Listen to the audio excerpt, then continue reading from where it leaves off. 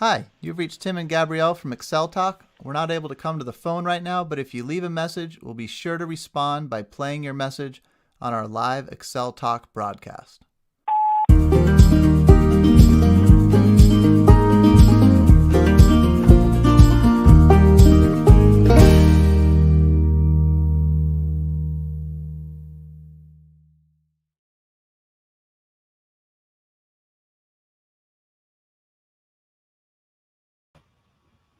Welcome everyone to Excel Talk. Excel Talk is all about Microsoft Excel for Acumatica users. And if you hear that siren in the background, that's the weekly test in my city for our tornado siren. My name is Tim Rodman, and I've been working with the Acumatica Cloud ERP product since April of 2013. When I first started learning Acumatica, I used a blog to take notes about what I was learning.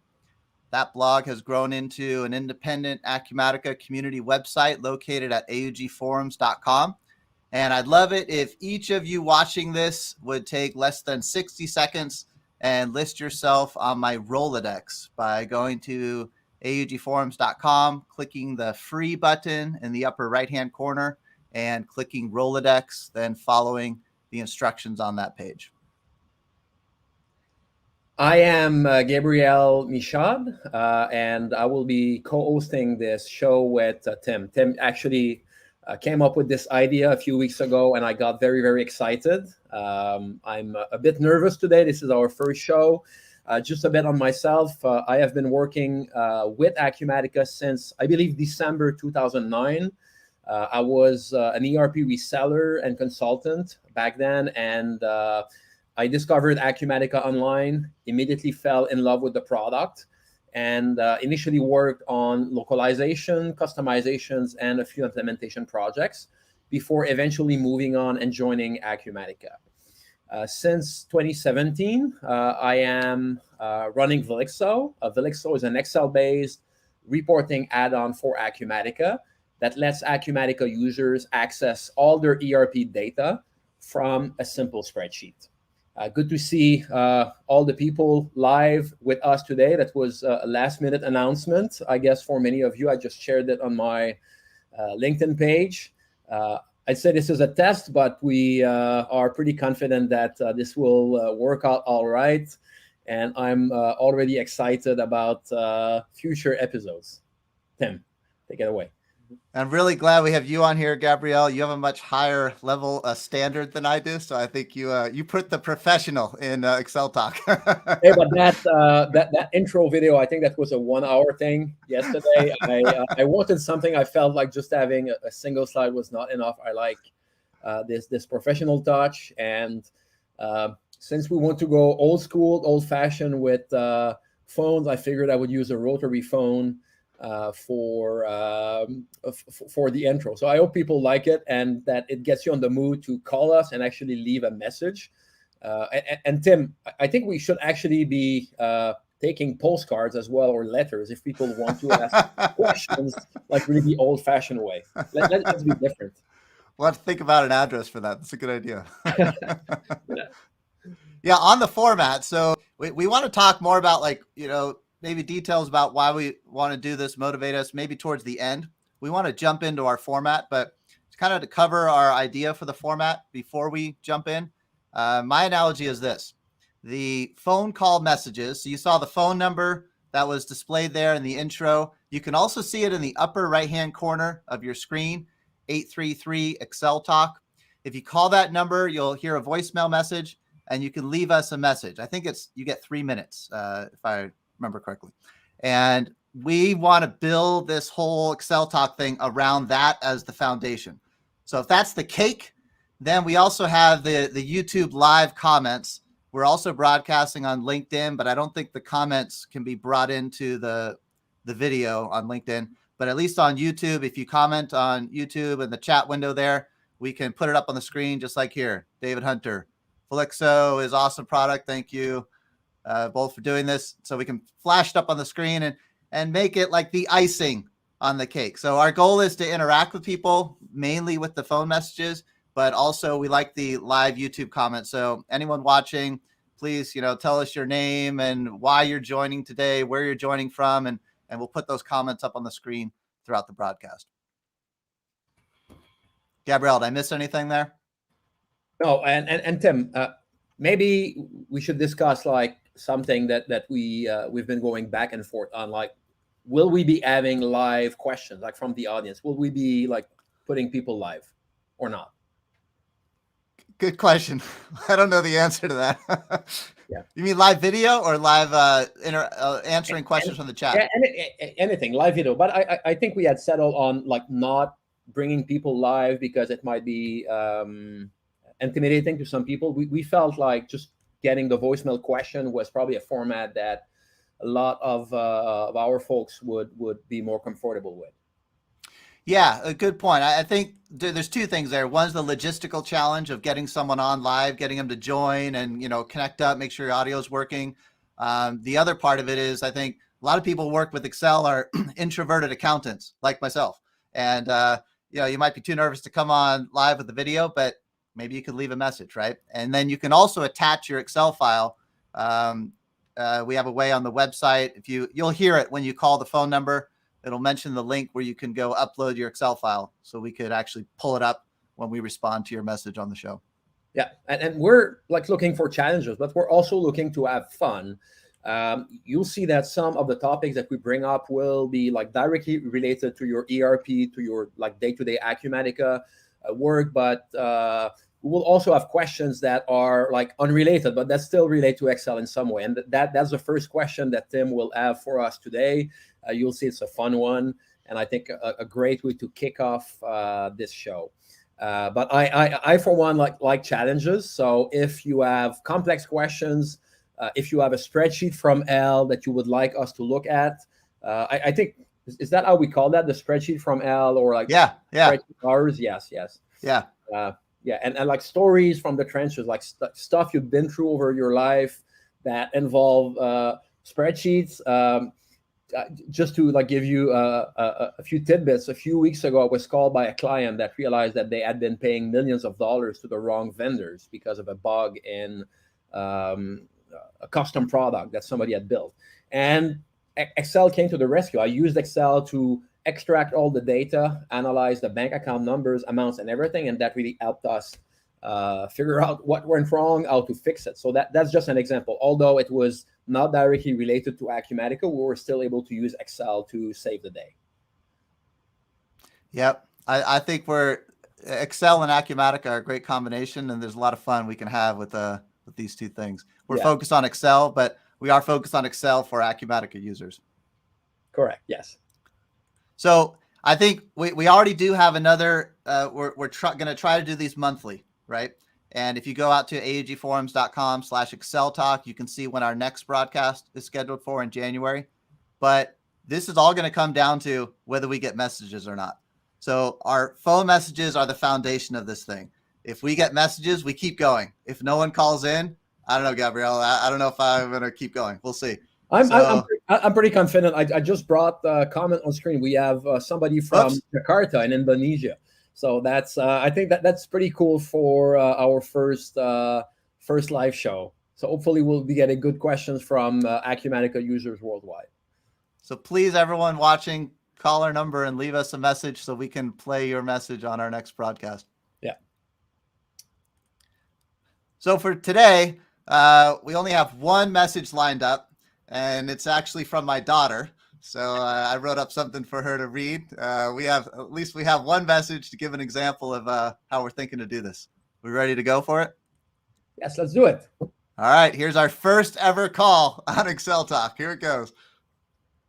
Hi, Daddy. Can you help me with an Excel question?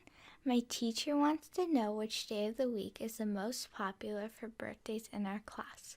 I entered the names and birthdays of all of my classmates into Excel, but I'm not sure how to find which day of the week is the most popular. Can you help? Great question. So we've got birthdays in an Excel sheet, and we're trying to find out the most popular day. And I'll go ahead and pull up my screen now. This is the question that my daughter submitted, or the Excel file she submitted.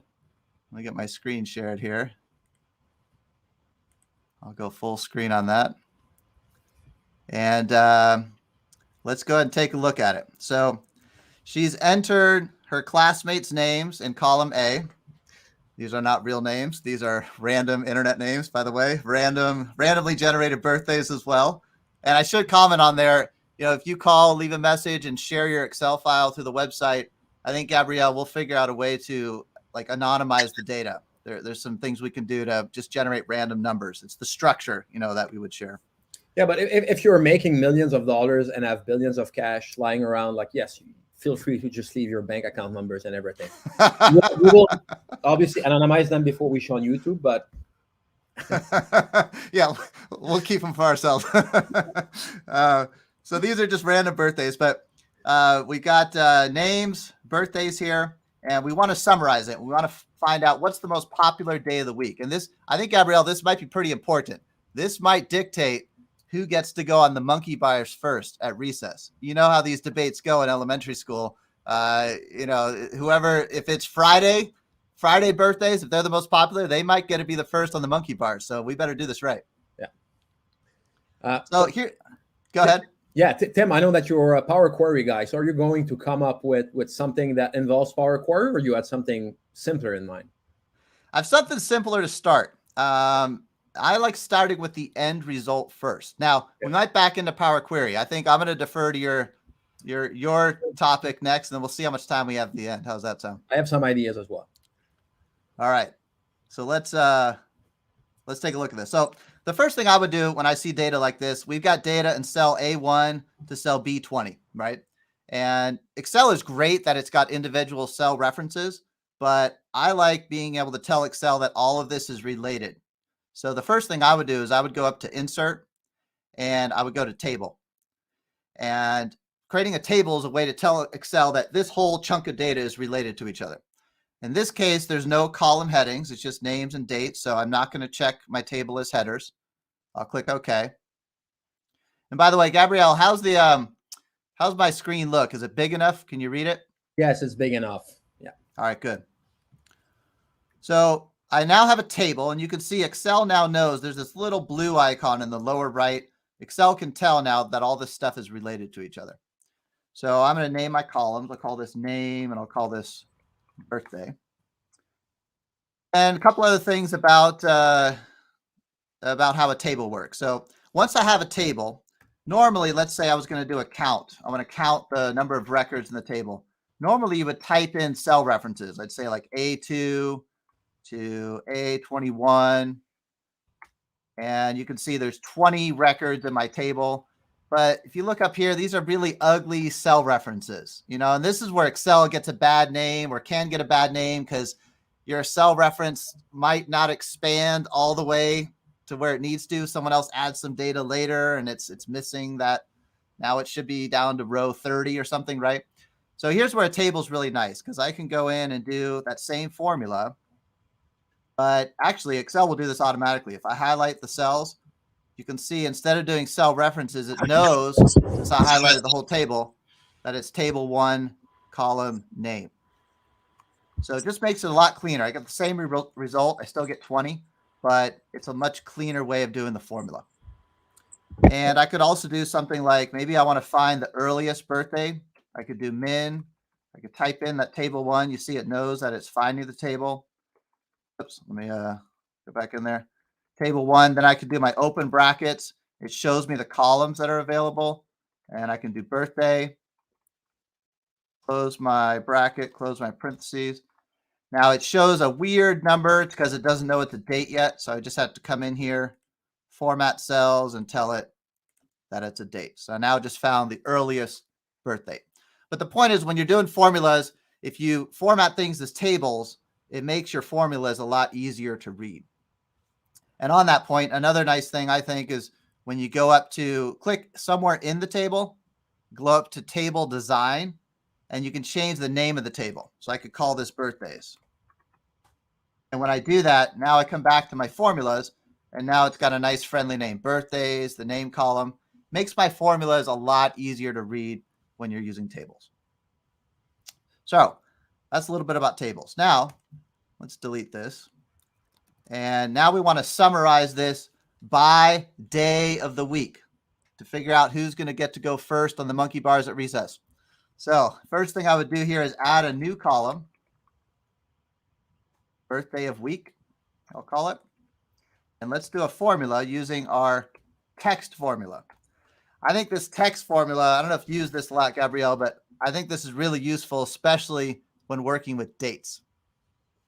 Yes, in financial statements, let's say you want to display like as of December 31st in the Excel, this is usually what I'll tell people to use. Would you be explaining the different formats here? Yeah, I'm just going to do a few examples. Okay. Feel free to enhance what I'm doing here. And I see Ethan's got a comment that the screen resolution is hard to see. Let me see if I can zoom in a little more. And hopefully that helps a bit. Ethan from Vermont.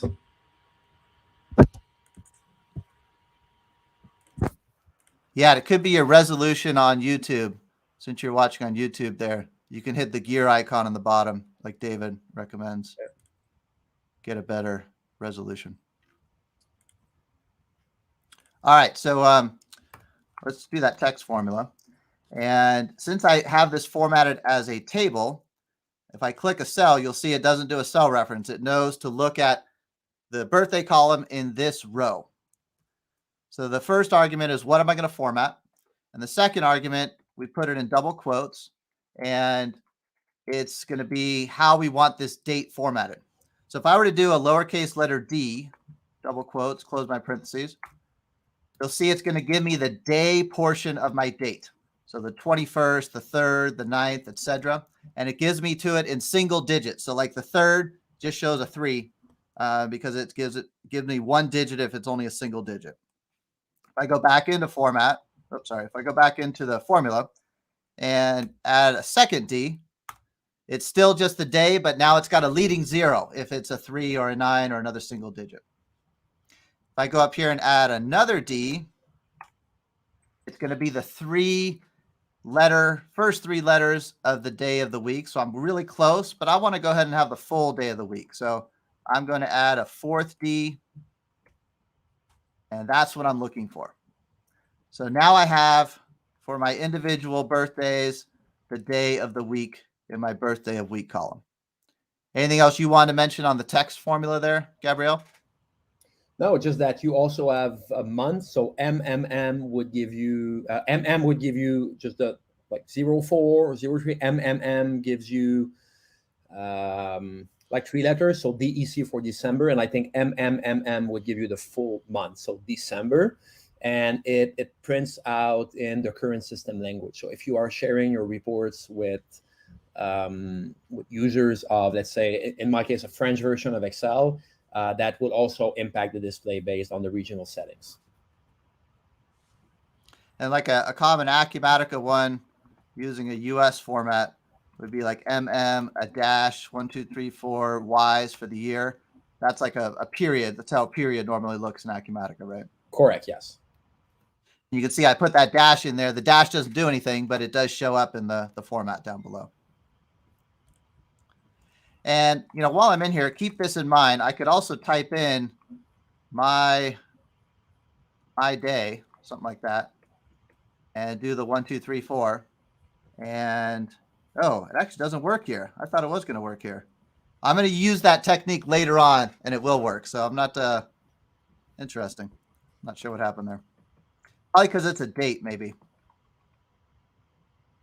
Maybe I could do this. Me. Try that. Yeah, but don't put it in quotes. All right, I won't fool around anymore. I know it'll work when I do it later. All right, so we got the birthday of weeks, and the next thing I need to do to summarize this is I'm going to create a pivot table. So we'll just come up to insert. I have to make sure I'm in the table of data, then insert pivot table. I'll just drop it on the existing worksheet up at the top and click OK. And what I want to summarize, I want to put birthday of week on the rows. And since I'm just counting, it doesn't really matter which column I use. I'll just use the name column and drag it to the values area. All right, so now I've got a count of the birthdays of the weeks. And I can right click in this column, like in this cell right here, and do sort largest to smallest to find our winners. So it looks like Monday and Tuesday are tied. They both have 4 people. So maybe there's 8 people who are going to get a go on the jungle gym first. But before I turn it over to you, Gabrielle, I want to do some formatting things. I think that the formatting part of Excel is one of the most powerful parts of Excel, because I think this is the reason why people often dump data to Excel, because they want to take something to their meeting and they want it to look nice. And that formula, that report that they ran out of Acumatica might get them the data they need, but it doesn't look as nice, right?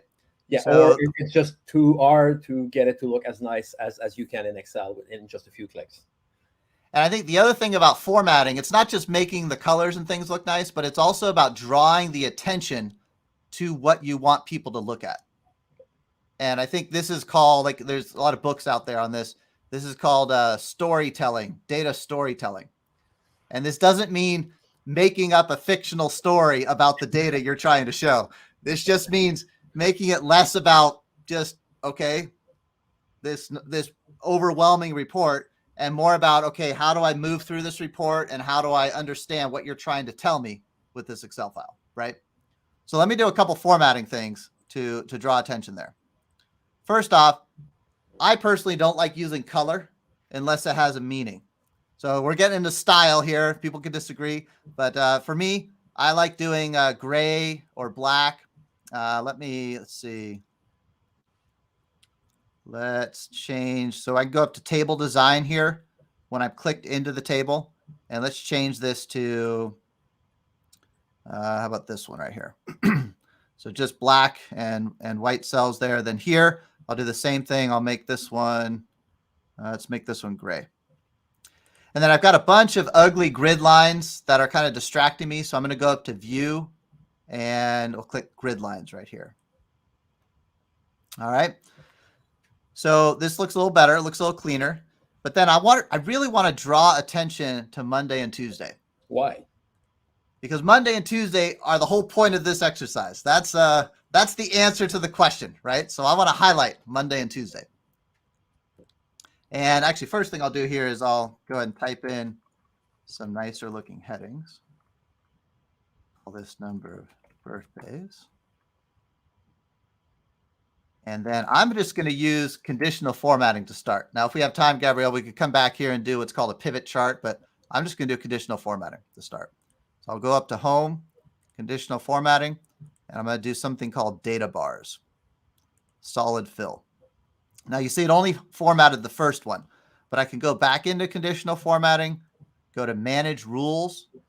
I can edit my rule and see up on the top, since this is a pivot table, I have some other options. I can either do all cells here.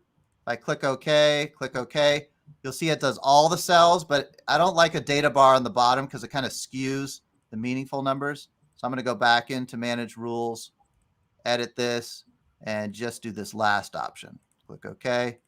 This looks a little nicer. So I like this because I can see not only the winners, but I can see how far out in front the winners are compared to the other days of the week. And let's go back in here. I also like, again, not using color unless it's meaningful. So I'm just going to make this black. Now here's a challenge. If someone can help me on this, I wanted to make these first two green or something other than black so they would stand out. And in my half an hour or so that I spent on this, I couldn't figure that out. So if anyone knows, drop it in the comments, or hey, maybe even leave a message. What do you think about that, Gabrielle? You could leave a message with a better way of doing something than we did on our last broadcast. So I'm going to come back. The way I came up with was come back in here, and you'll see this black bar is messing up my number 4s. I can't see them. So I'm going to do a new rule, and I'm going to format the top one value, which there's 2 of them here, in this case, the number 4s. And I'm going to change the font to white. Click OK. So there I got my number 4. I need to come back in here, though, and I need to tell it to do it for all the cells. So there's only 2 cells that meet the top criteria. The 2 4s are my top ranked ones, so they're the only ones that get formatted in white. but then I want to do a little bit more to draw attention.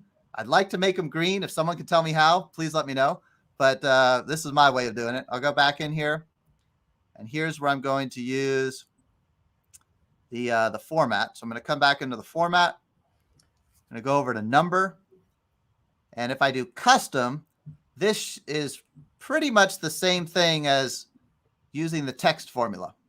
Although apparently it's different because it didn't work for me in the text formula. But this is what I want to do here. I want to say in double quotes, winner, do a colon, a space, do another double quote, and then my code for just showing a number is actually a 0. So winner in double quotes with a colon, a space, and then a 0 at the end in the custom area of my conditional formatting.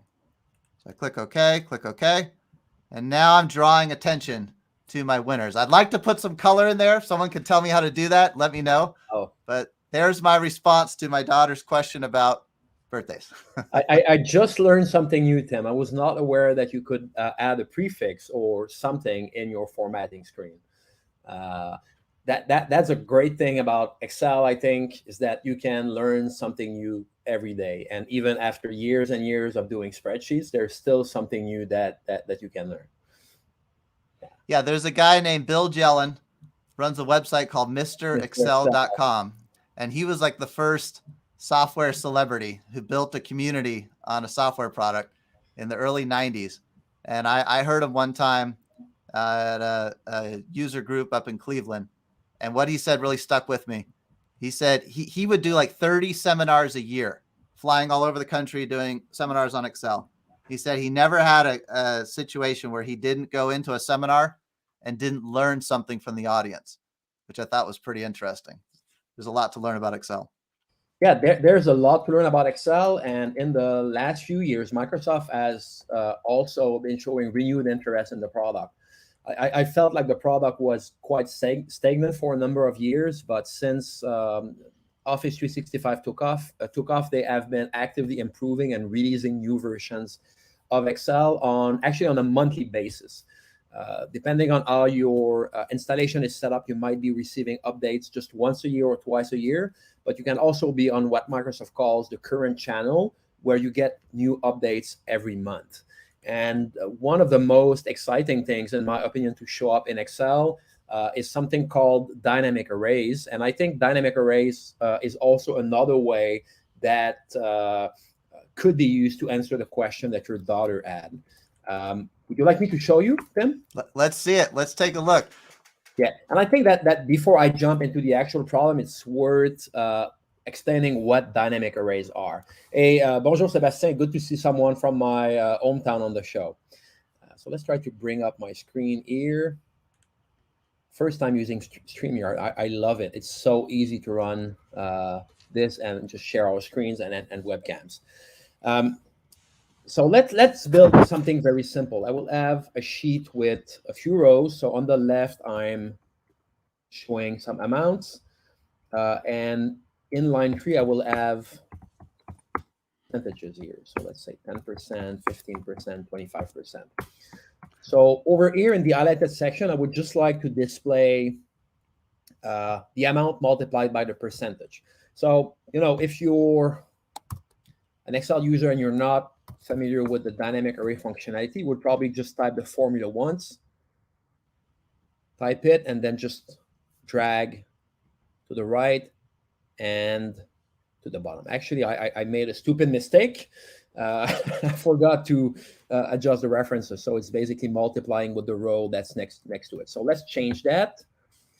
I should know better. So does that look right? Yeah, I think so. So your $ fixes it when you paste it across.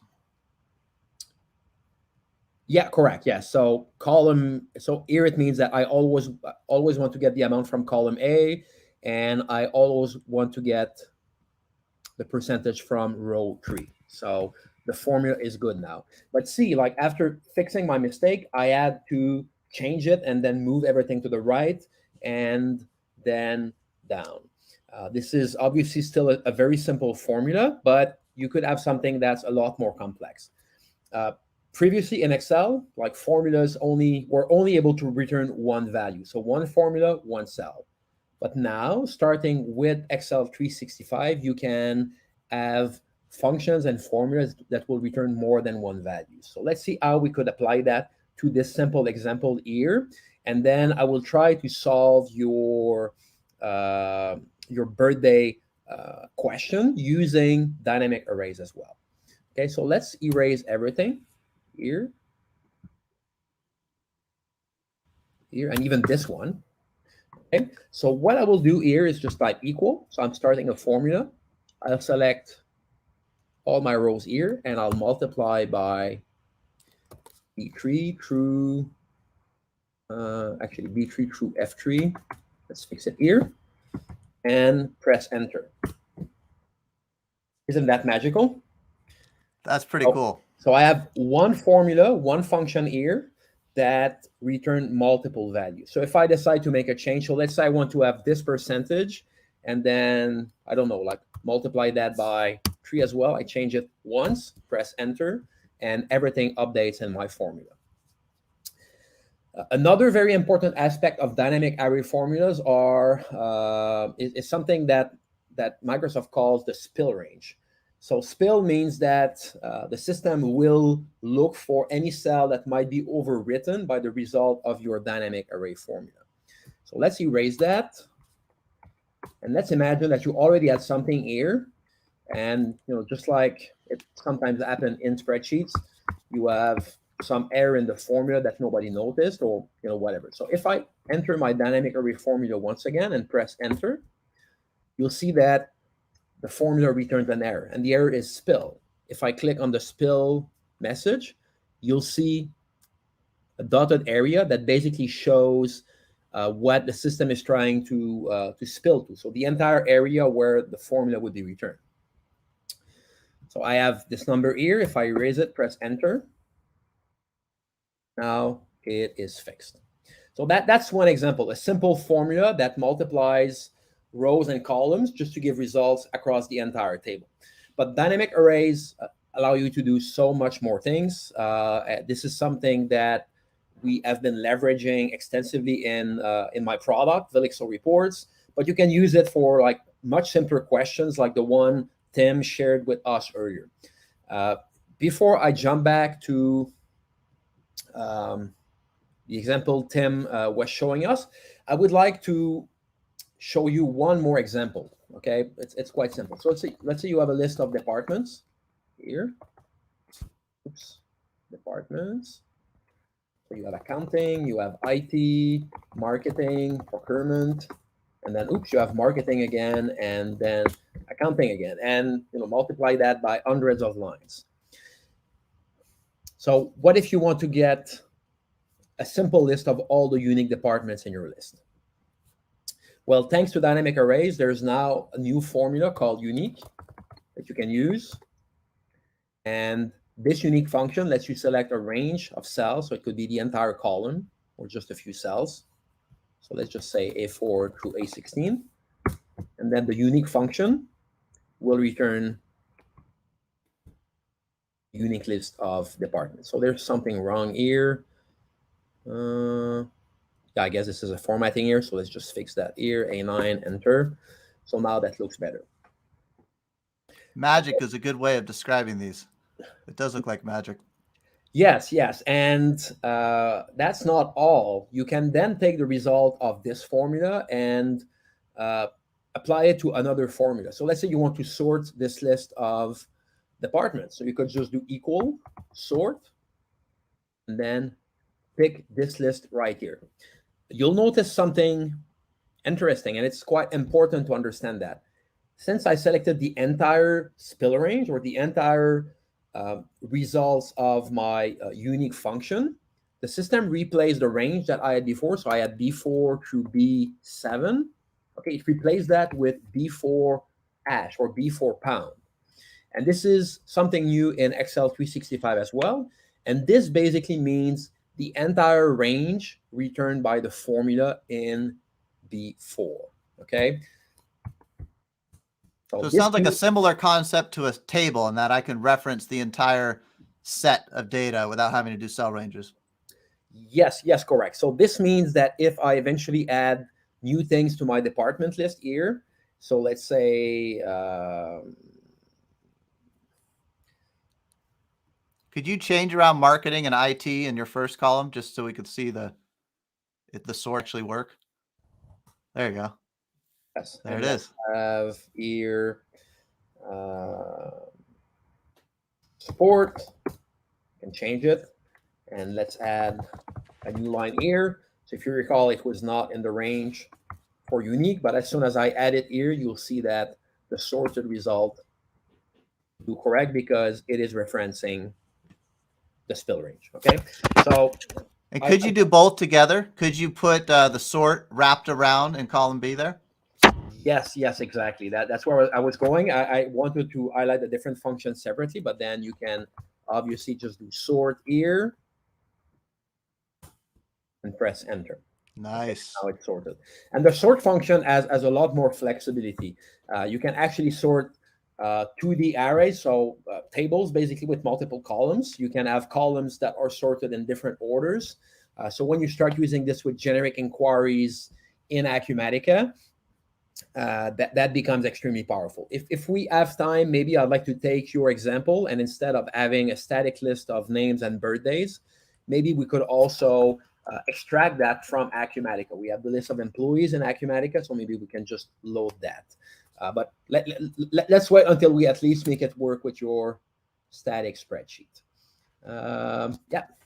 So here is the file that you looked at earlier. Yeah, Gabriel, can I ask you on this before you Yeah. do the next part? When you say dynamic arrays, it makes me a little scared because I know there's been something in Excel for years and years and years called array formulas. And I tried to do them one time. And what was weird to me is you had to do some like button combination on your keyboard to make them work. And they made my head hurt. Is this the same thing or is this something new? It's something new, and it is meant to replace the old style arrays in Excel. Like honestly, I had personally never heard of the old style arrays in Excel until I learned about dynamic arrays. I think it was so complex that nobody used them, and plus you had to be really flexible with your hands because it's Control Shift Enter. I think you need to do a spin on your chair at the same time, something like that. Before it updates. That's how it felt. That's totally how it felt. Yeah, actually, I do have the old version of Excel installed just to show you the difference. So we did that unique example here, but let's do the same thing in Excel 2013 without dynamic array support, just so people can appreciate the difference.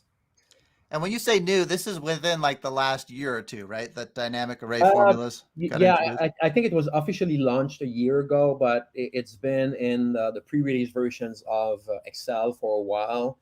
I've been working on dynamic array support with Velexo for like 3 years, but we waited until that was available broadly before announcing that. Okay, so I just opened Excel 2013. So obviously, if you do equal unique, you'll notice that the function is not there. Also, if you try to do something like that, it's just going to return one cell. So from A2 through A8, notice that if I do the same thing here in Excel 365, that it does return multiple cells. So there was actually a way in the old version of Excel to get a list of unique values. And please forgive me if I make a mistake. Yeah, but I'll try to good luck. From A2 through A7, match, count if,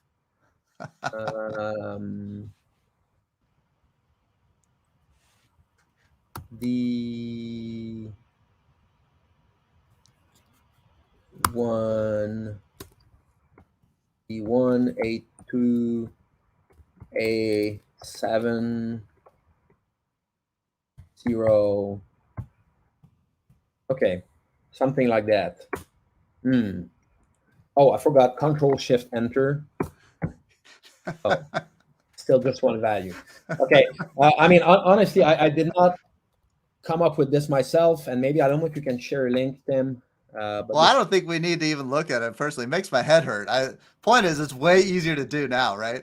yeah, it's just Than like it used to be. you just type unique, and you don't need to like use any wonky key combinations. You just press enter, and it will update.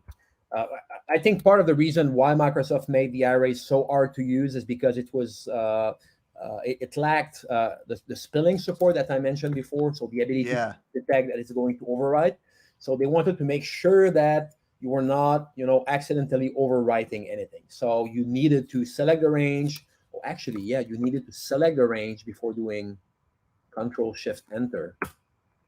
Yeah, okay, but it's still not working. But as you can see, it's just like it makes my head explode. So we're not even going. Let's close this. And Mohammed's got a good point here. You could use the data tab to show unique values, delete the duplicates, but that is something you have to do over and over again if new data gets introduced, which is the problem with that route. But you could do that. Yes, exactly. Okay, so let's try to make this work with dynamic arrays. So if I recall, Tim, you first use the text function to get the day of the week. So what was it? Was it W? 4 Ds. 4 D, Ds. D, D, D. D. Okay, Saturday. So I could copy this, but let's use dynamic array notation instead. So I'll say from B1 to B20. Enter. And then I want to get the count for each day. Was that right? Okay. So let's write. Can do unique days. So C1 and then hash because I want unique values of column C. And then let's count. So I'll do count. Is it count if? The range is again here, and my criteria is here. Hopefully that works. Woo! First try. Nice. With dynamic arrays. So I don't think we're expecting to see new days of the week. So it's not a very, very compelling example of why you would use dynamic arrays over pivot tables in this example, but still it shows a very different way of doing things. I'd say maybe what's missing now is just the ability to sort that. So we can also do it. So let's say here I want to sort. Actually, that's a good question. I know how to sort the entire table. So I could do something like that and sort by column 2 and descending. But I still need to have a reference to F3 through G9. There's a way. So if I just do F3 here, it will give me the first column, but then we can use, I believe, the offset function. So you're trying to build this all in one formula instead of two steps? It's one formula that is fully dynamic. So let's just use rows F3, columns 2. Oh, that doesn't work. Yeah, I wanted to have one formula instead of referencing F3 through G9, because I know if I just do equal F3, that gives me the first column. But then I think we can do offset to get 2 columns. So reference is F3. The rows is rows of F3.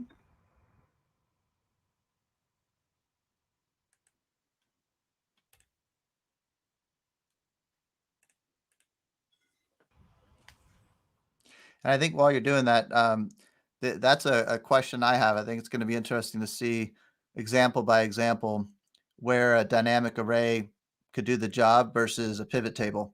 It definitely blurs the lines in terms of which tool you pull out for different situations. Okay, I got it, Tim. You need to use offset and just say you have 2 columns instead of 1. So this way it will be completely dynamic. So I can do offset F3. And I just want to say that I have 2 columns here. So now it is fully dynamic. 4, 5. Actually, we have somebody on all the 7 days, but let's say we take out Oliver here and move it to Thursday.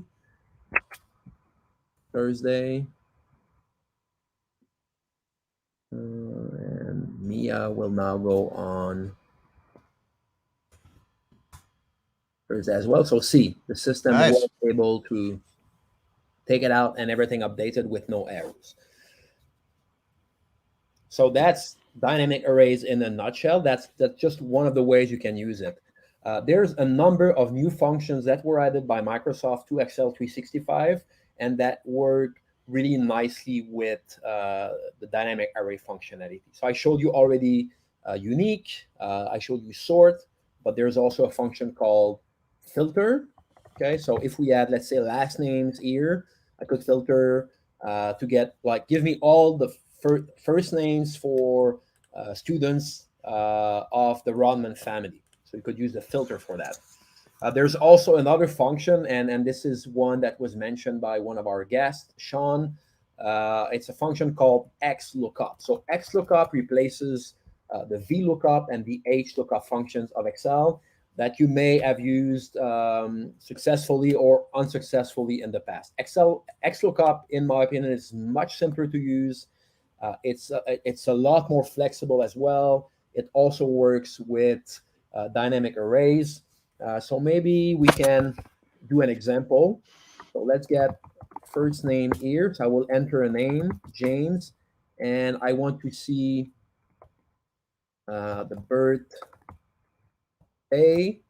and the day of the week. Okay, so XLOOKUP,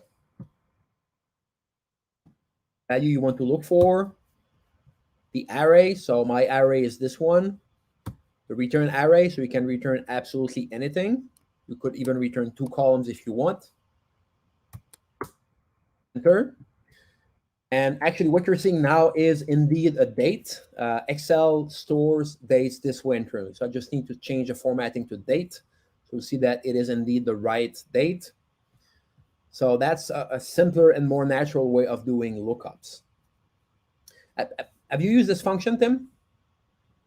I haven't used it yet. I'm going to try it out. No, it's pretty neat. With VLOOKUP and HLOOKUP, if you recall, you had to have your lookup column as the first one, and then you could only return data elsewhere. So it no longer matters when using XLOOKUP because you're able to specify the lookup array and the return array separately.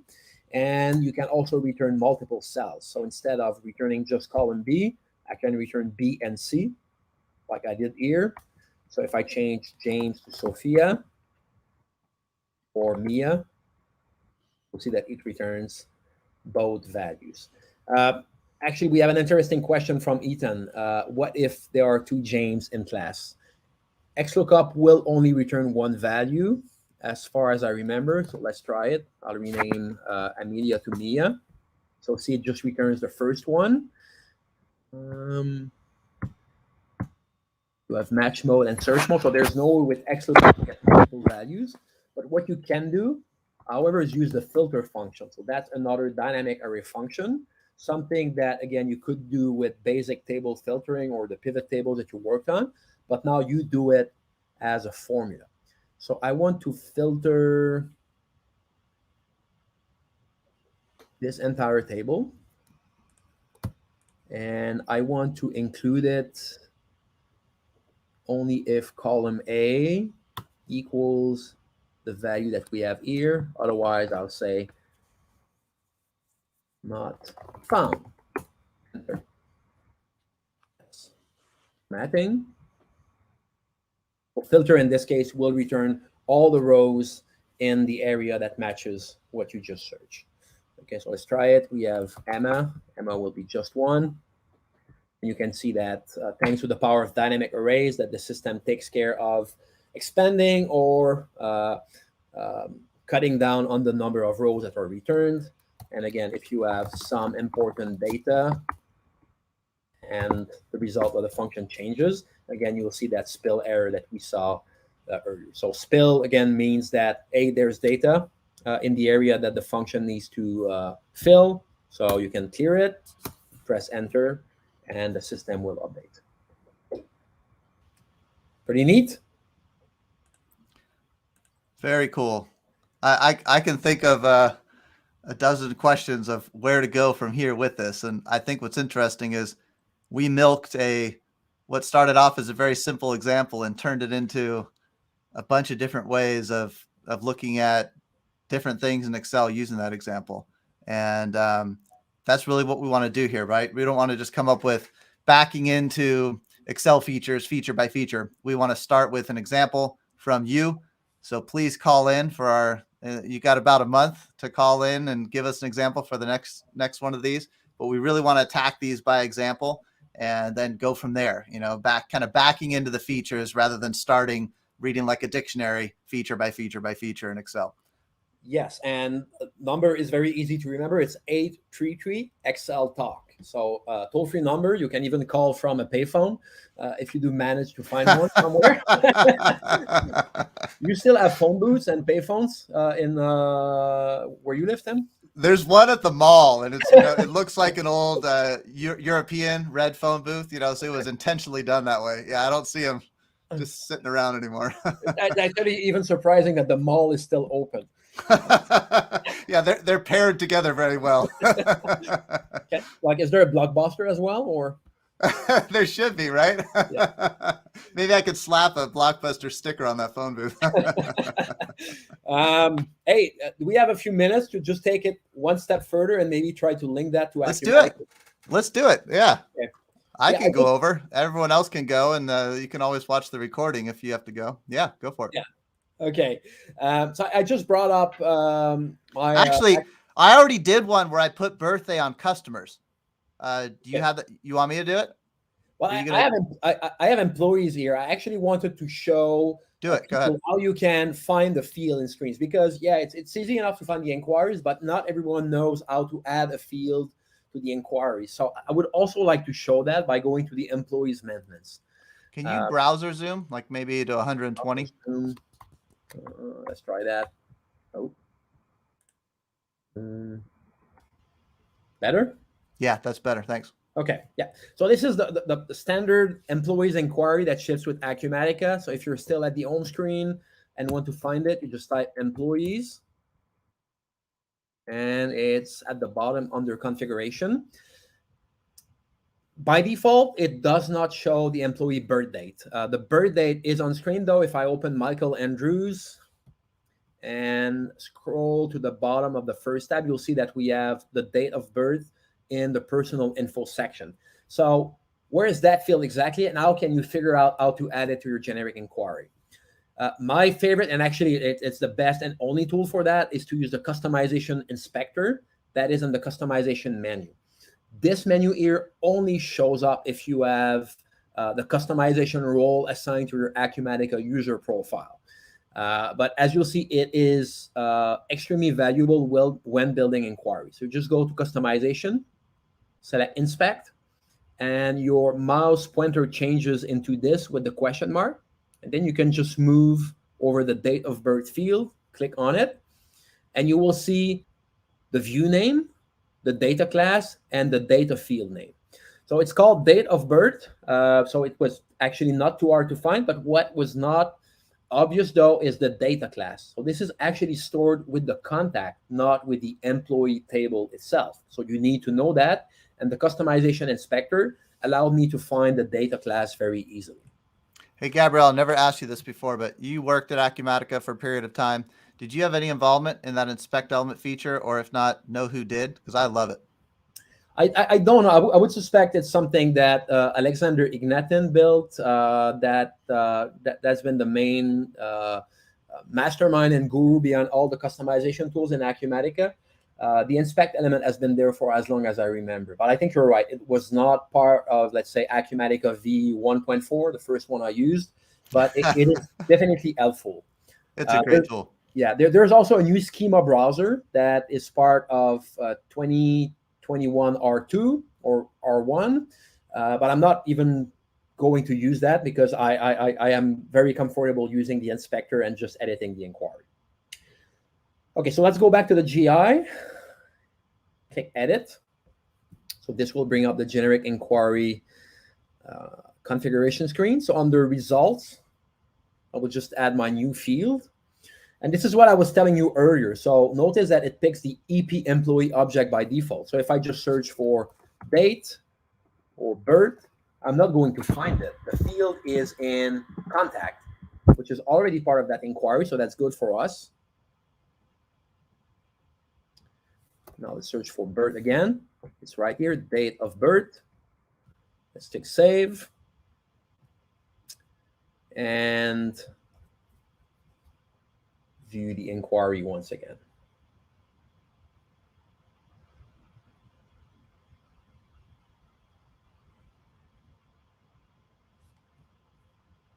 Yep, so right here. So now let's take that and bring the entire contents of the inquiry to Excel to create a truly dynamic spreadsheet. So once again, I will go back to the inquiry because I need to make this visible via OData. So OData is a special, can I say, like plumbing or like programming language that Acumatica uses to interact with external applications. That's how Velixo pulls data from Acumatica. That's how Power Query and Power BI pulls data as well. So I need to expose this via OData. And I need the name of my inquiry, EP employees. So I will just copy that. We'll use it later. Okay. I'm going to use Velixo to bring the data. I will use the GI function, generic inquiry. This is a dynamic array function that we built and added to our product to help you retrieve data from any generic inquiry in Acumatica. There are many ways to do that. Tim could certainly do it using Power Query. That's his favorite tool. But since I wanted to expand on dynamic arrays, using Velixo will definitely be the best way to do that. So let me just add a connection to my Acumatica system.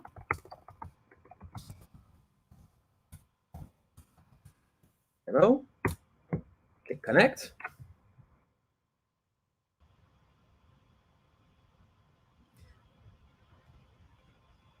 So Tim, once the connection is open, I'll be able to just type equal GI in my spreadsheet and retrieve that employees generic inquiry.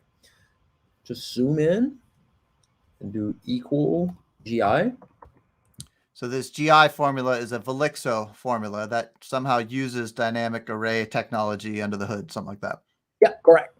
So see, like I just typed equal GI, pressed enter, and I got a bunch of columns and a bunch of rows back. So this is the full contents of the GI that we were looking at earlier. And that also includes the date of birth. So honestly, I only care about a first column. So I will, a few columns, I will change that here and say that I want the employee name. Let's add email. Maybe we want to send a birthday note later. And my date of birth.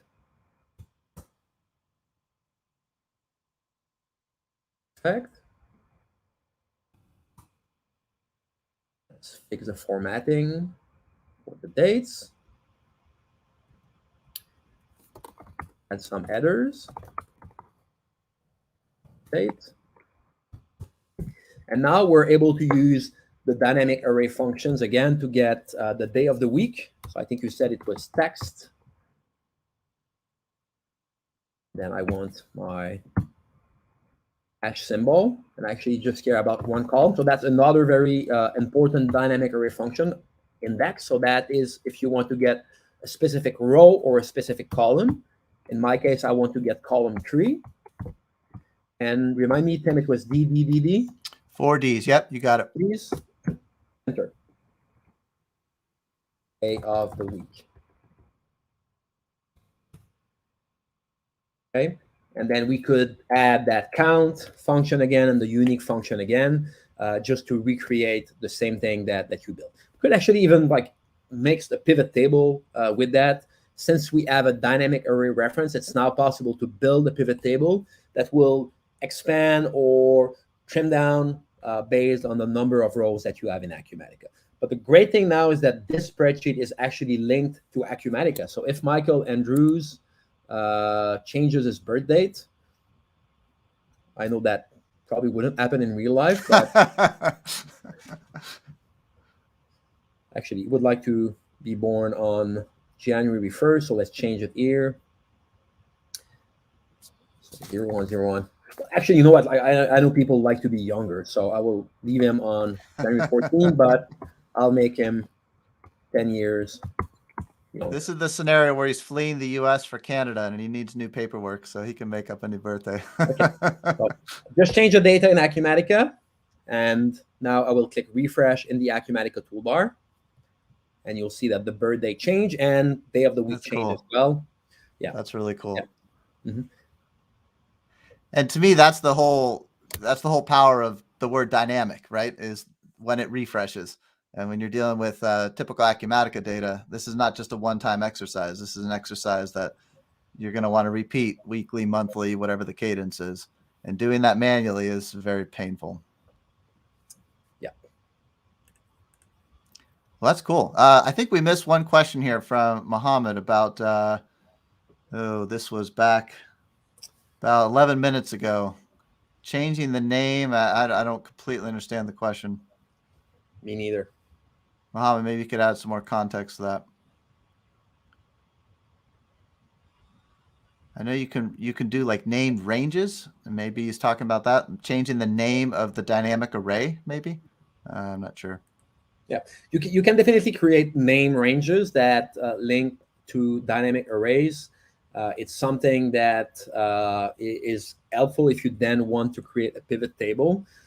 So let's say you want to have a name range that references that table here. You can go to formulas, define name. It was for Mia. Let's see. It was for Mia. Let's go back. Mia. Can we have it so the name doesn't come again in the filter formula?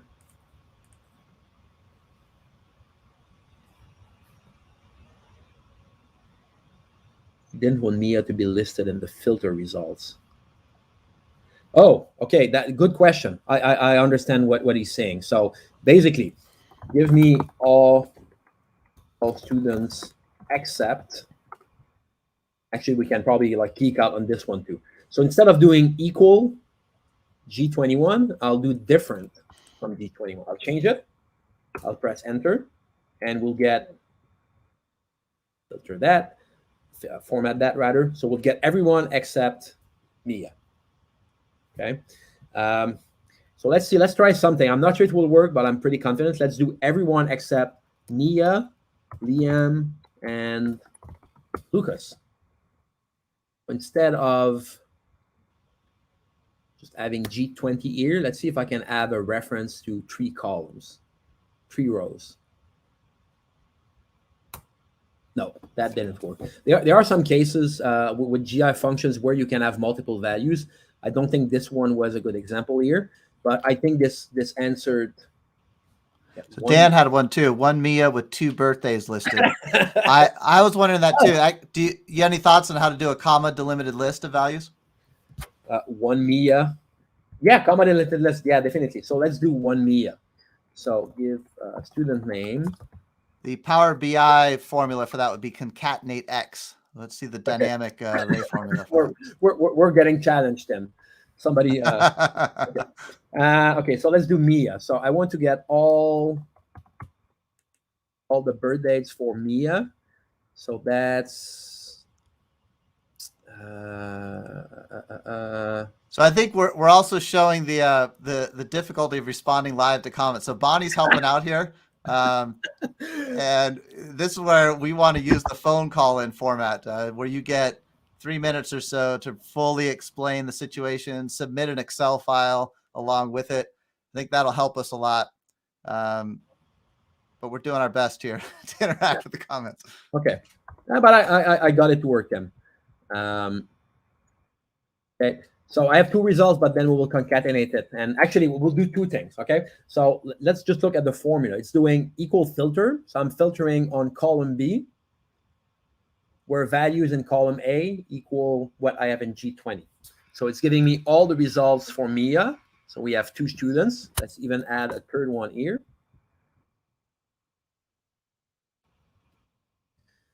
So let's say we want to have the result as in different columns instead of different rows. I can use transpose. That's another new dynamic array function. So that will give me 3 columns instead. Again, I still need to format that. And let's say you want everything in one cell as comma delimited. You can use text join. Actually, text join is not part of Excel. It's part of Elixir. Excel has text split, and we added text join. Or is it the other way around? I need to look it up. Let's see. Is it basically the opposite of text split? Yes. It's very, so let's do text join. My delimiter is comma, and this is what I want to join.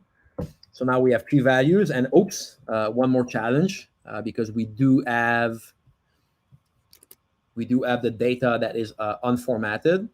So I need to do text here.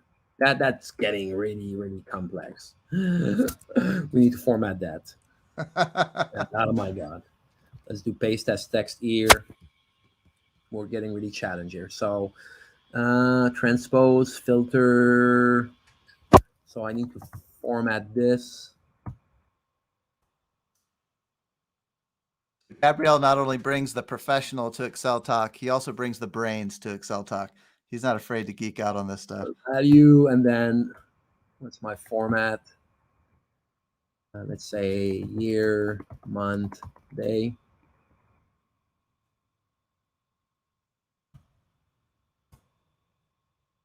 Ooh, like that. Nice. You got it. Okay, but I mean, as you're probably realizing, Tim, formulas can get complex very easily. So it's always a question you need to ask yourself: what's the simplest way to achieve what you're looking to do? There are times where pivot tables will not be an option. There are times where formulas will not be an option. I'm always looking for simplicity when building, not just simplicity, but simplicity and ease of maintenance. If you build something that is too complex, well, other users in your organizations will not be able to maintain that without risking of breaking everything. So you need to balance, power, simplicity, clarity, and maintenance in whatever you do with Excel and with Power BI, with any tool, I'd say. Yeah, and I think a lot of people don't think of it this way, but Excel really is, in a sense, a programming language, right? Especially when you get into more complex formulas. And lambdas, and that's for another day. But you could really even call just a regular Excel formulas a programming language. It's not as complete as a developer would like it, but for a business user, you're essentially building programs, when you're building Excel files a lot of times. So all the same stuff with like documentation and keeping things simple. You could do it overly complex, but you want to make it elegant. All the same stuff that applies to writing computer code applies to Excel formulas as well. Yeah, we have this blog post from last year. There's actually something called the World Spreadsheet Day. And last year, we highlighted all the amazing stuff that people create using spreadsheets. So I've seen like full-blown ERP systems inside Excel. That's a thing. It's a bad idea if you ask me, but that's actually a thing. But there's like creatives, like this guy, a Japanese artist, creating paintings using Excel. So this is quite impressive. There's people that have built games. So there's Monopoly that was built in Excel using macros and spreadsheets. You can do amazing things with Excel, and I hope that with this show we will be able to help everyone like come up with new ideas and think of even more stuff that they can do using Excel. It's a powerful tool. It keeps getting better every day, and we're just scratching the surface with a very simple question today. But I hope, Tim, that people that watch and that will be watching the recording later on will come up with even more challenging questions. I want to have fun. I think that this is one of the things you said. This is not work for us. We're just looking to play and enjoy ourselves while doing what we love and building spreadsheets. Yeah, we want to keep it fun, and I think we need your calls. We need your examples to keep us going here. So before next month, we hope to hear from you. 833 Excel Talk. We'll flash it on the screen one more time when we wrap it up here. But before we wrap it up, any other thoughts, Gabriel, for today? I would just like to thank everyone for attending. I think we had a fairly impressive turnout for our first session. Thanks to everyone. And please tune in next time. And please send in all your questions. I hope that we will be even more challenged next month. Sounds great. Yes. Thanks everyone for attending, and we Happy look forward to holidays. hear from you. Happy holidays.